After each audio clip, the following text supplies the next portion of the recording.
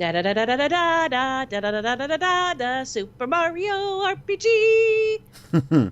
Hello, ladies and gentlemen, and welcome to, as my lovely partner, the Kitty Cross said, Super Mario RPG. One of the, if not the best RPG game, especially within the Mario series, there is. And one that some of us, me personally, grew up with. Yeah, same here. I think most people who grew up in the 90s can, especially if they had a SNES, definitely could say they grew up with this game. Well, I grew up in the 80s, so I started with the NES into the SNES. Mm-hmm. So I say, let's name ourselves for our file name here, the Pokekit. Okay. What? You have a better suggestion? Nope, works for me. The Pokekit. Do do do do do. But yes. Ah, there's lovely Peach. Mm-hmm. I remember the first time I saw this game and the graphics for just the opening scene, I was like, wow, is it going to be like this for the entire game? Mm-hmm. It was really, other than Donkey Kong Country, the first and really only big game that really tried its hand at 3D graphics. But honestly, it starts out like any other Super Mario game that at the time everyone was well known for. It's like same basic pattern. Bowser kidnaps Peach. Mario's got to storm the keep to save her. Mm-hmm. It was actually really interesting now that I think about it.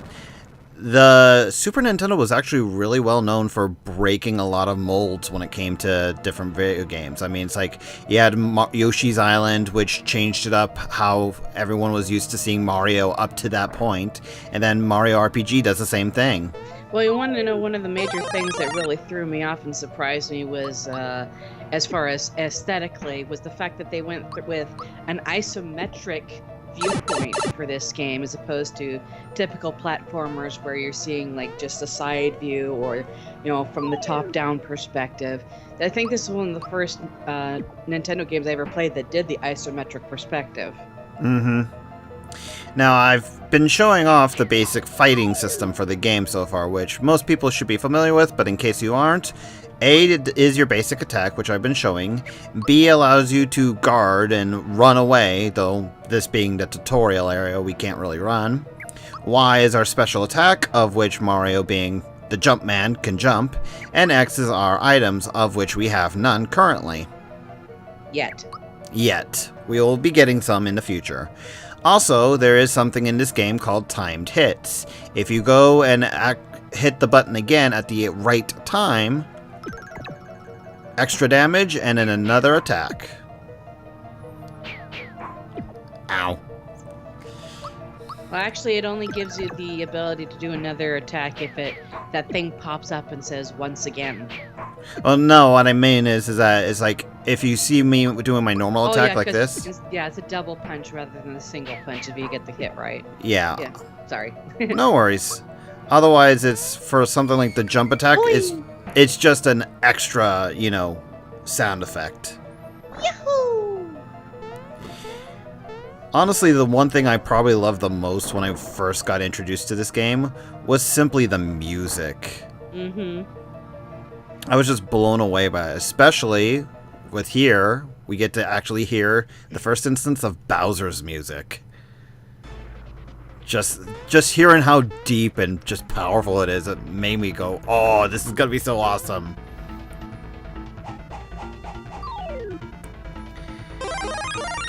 And then we get the classic, don't let Bowser bruise you, Mario! Now, a couple of interesting things. First off here, you're actually not meant to fight Bowser here whatsoever. Your real goal and your real target for this fight is the King Link behind him. If I'm not unless I'm mistaken, if you hit Bowser, doesn't it do you damage? Actually I'm not sure. Let's find out. Nope. Just does damage to him. Now, from what I remember hearing about, I was never actually able to check it out myself, but apparently if you hacked the game and gave someone a particular speed value to where they went faster, you could actually go and attack Peach. Wow. Yeah. Now, mind you, that bugged up the game something fierce from what I was told, but I still found it a little interesting. But yeah, 2 attacks and the Kinkling is done. You don't want to get in trouble for pounding the Peach. Really? Sorry. Yeah. Now, one thing I noticed when excuse me. Now, one thing I noticed when we actually Bowser knocks our Kinkling to where it's opening its mouth and we're dropping down. You can actually just, like, leave this here for, like, an hour, and they'll still continuously just fall. Yeah, I remember the first time I played this scene, I was like, I don't remember it being that far up before the battle started. What's more is that I think the longer you fall, the longer that you see this part with Mario just gliding right back up. Mm-hmm. I think it actually mirrors that. It's like he takes as long up as you went down. Oh, Mario, you had me so worried. Let's get out of here. Mario! I'm going to fall! Now, another little interesting thing, if you just leave it here, eventually your Mario and Peach will just scroll completely off screen. Along with the whatever those are called. Kinklinks. And there's the Star Road. Mm-hmm. But shh, we're not supposed to know about that yet. But with this, it's the true proper introduction to Super Mario RPG, Legend of the 7 Stars. Ta-da! Yep. Along with a character who really is just there to be imposing throughout the entire game.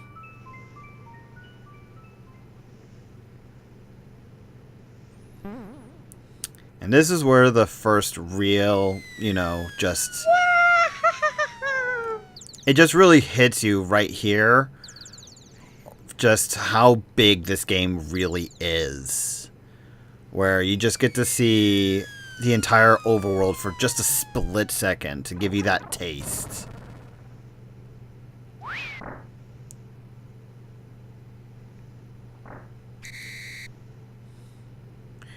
And then we get introduced to Toad. One of many, one of thousands. He's a mushroom, what'd you expect? Now what's really cool is you could actually stay up there as long as you want. But the moment you press the jump button, that's when you get down. Now here's something interesting I actually found out. If you actually try to leave to go and just go straight back to Bowser's Castle, you can't. You actually have to talk to Toad to continue the story. I didn't know that. Mm-hmm.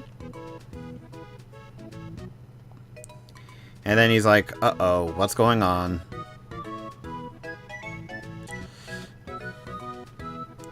Yep. And over here, of course, is our save points.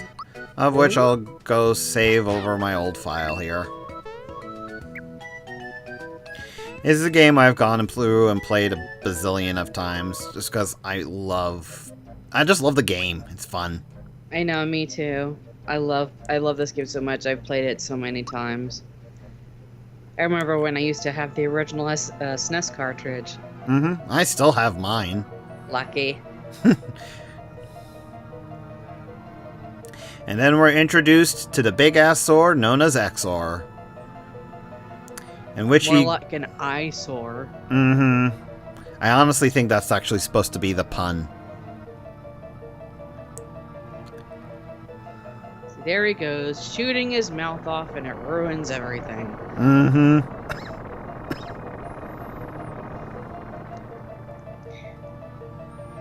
But with that, we can no longer get to Bowser's Keep, and we quite literally have to go throughout the entire world to actually get back there. Mm-hmm. And that's half the fun. Now, when I actually first played this, I was like, where's Toad? Where am I supposed to go now? And then I found out later on, he's in your house the entire time. And of course, Mario, suffering from silent protagonist syndrome, mimes everything in this game. Rather well, though. Yeah. He also is the very first and only time to my memory that Mario actually transforms into other characters to get his point across. Now here's something that honestly needs to be done in a lot of other games. Toad here goes through and actually starts up the tutorial where he's like, okay, do you want to learn how to use these items? You're actually given the choice of saying, yeah, I know how to use these items. And he'll do just... you want to use an item? Really? Anyway, he just allows us to go and skip all the tutorial stuff without having to suffer through it.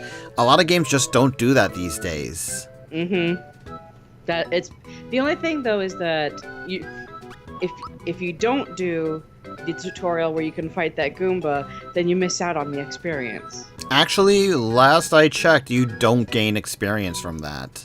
Are you sure? I could have sworn you did. I'm fairly certain you didn't. Future Prof, go and put it up on screen if I'm right or Kitty's right. But, so yeah. I'm fairly certain it's not, though. With that, let's go into Mushroom Away. Well, if I'm wrong, I'll fully admit it and apologize. Nothing to apologize about. It's just something that I'm fairly certain it's the case. HP max. Yep, we already get to see the special flowers. Enemies will occasionally drop these. They go from HP max, which of course completely heals your HP. You got once again, which lets you have a second attack option. Yeah. Then there's the there's another HP max. There's also Lucky, which allows you to get either double or nothing from your experience and coins. By playing the Yoshi egg game. Which I really, really am horrible at. Really? Yeah, I don't know if it's just me, but I usually end up with a tie or a loss on that. But you know, this is the only game where that I've seen that even closely had any kind of mechanic like that. Really? Yeah. No other game I've played, anyways, has had any kind of mechanic that enables you to get a second turn after attacking an enemy in that sense, or, you know, just knocking out the enemy gives you extra HP or anything like that. I don't even know if there's, like, any special, like, real mechanic to it, if it's, like, you have to hit them in a certain way or whatnot. Well, it's probably randomized, but the fact is that it even exists, and I haven't seen it in any other game. Sheesh, these Goombas are really taking a bite out of me. Jump, jump. And it's like, even with your timed hits defense, if you don't do it right, you can end up getting just slaughtered early game. That's why I tend to grind Mushroom Way a little bit before I go to the Mushroom Kingdom. I usually go as far as just killing every single enemy there is in the initial areas. Well, when I say grind, I'll like clear the area, then leave, come back 2 or 3 more times to level up before I move on. You don't need to do that. I know, but that's just me. I like being able to level up quickly and, you know, get through the game fast. You know, me, I'm all about the story. True. Ah, missed my time hit. I'm sorry. No, nothing to be sorry about. You need to heal, dude. I think I might be close enough to level up. Okay, I guess I'm not. How close am I, actually? Status... One experience! 1 point! Oh my god! Oh, well. Might as well heal up anyway. But yeah, this is the item screen, and just to show all your items, you actually do have a limit here. status screen shows your basic stats. Speed is the only thing that doesn't change throughout the entire game. The only time I've ever seen it change is through very, very specific items. I like the fact that they institute the same kind of mechanic as in most of Squaresoft's RPG games like Final Fantasy, where the inventory for the items is separate for the inventory from the equipment. Now, actually, what I loved here is the fact that it actually tells you when your characters are going to learn new abilities. And a lot of games just don't do that these days. And here's the actual equipment screen, and then the special item screen for basically any item that's like story or plot related.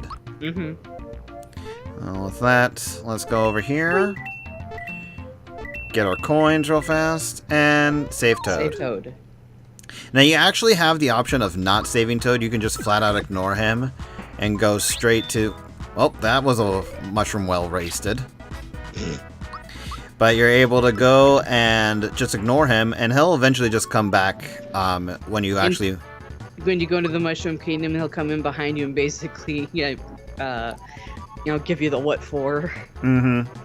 Now, here is another thing that was fairly unique to this game and is still pretty unique to this day, is the level up bonus. You can actually go and choose which way you want to really focus your character. If you want to focus them towards physical attacks, just make them a healthy tank, or have them be all magical. Now, one thing I'm actually going to do here is there's actually a particular bonus that you get at every level, and those bonuses will switch about every other level in terms of making what's the best at that point in time. So, for example, at level 2, a character is always going to get the most out of magic. And at level 3, it will be the same, and at the level 4, it will be the same. And this will actually be across all characters. I never compared those before. That's a pretty smart move. Now, that said, if you want to, you can easily focus your character to one particular stat or another. It's all up to you. Matter of fact, when I was younger, I used to focus Mario, and a future character will be getting all towards attack, and the rest of my party mostly towards magic. Just because of the way they're set up. Ah! I was actually not wanting to fight that Goomba. Well, don't turn down good XP. Oh, true. Really, though, you don't have to... You can only be level 2 and be perfectly fine against the first boss that's coming up. But usually what I always do is I usually jump on here, kill this Goomba.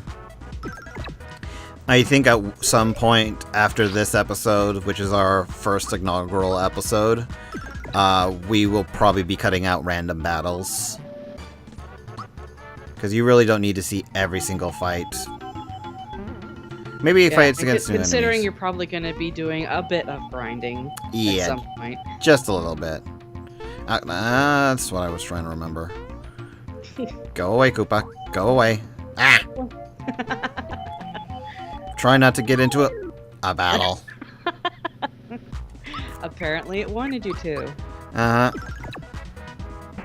But that reminds me... I love when the at least the normal enemies, once you defeat them, they just go, pow! Actually, it also reminds me, the item that Toad gave us earlier is actually a, called a honey syrup. It allows us to replenish our flower points, which is basically the limit on our special attacks. But yeah, as you can see, thanks to leveling up, Mario's able to just auto-attack those Koopas now and kill them. Actually, I think you're talking about the flower tab. Oh, no.